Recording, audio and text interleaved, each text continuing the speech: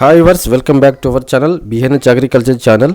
So friends, ఈరోజు మనం అన్ని రాష్ట్రాల పత్తి ధరలు తెలుసుకుందాం.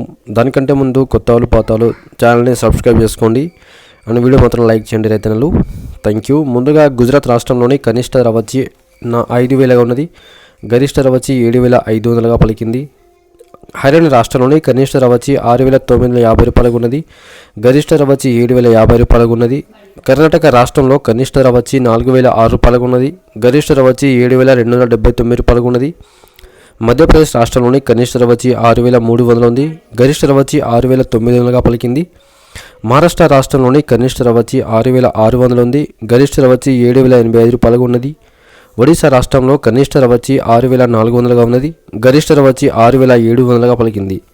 రాజస్థాన్ రాష్ట్రంలోని కనిష్ట ధర వచ్చి 5,950 రూపాయలకు ఉన్నది, గరిష్ట ధర వచ్చి 7,204 రూపాయలుగా పలికింది. తమిళనాడు రాష్ట్రంలో కనిష్ట ధర వచ్చి 6,000గా ఉన్నది, గరిష్ట ధర వచ్చి 6,300గా పలికింది.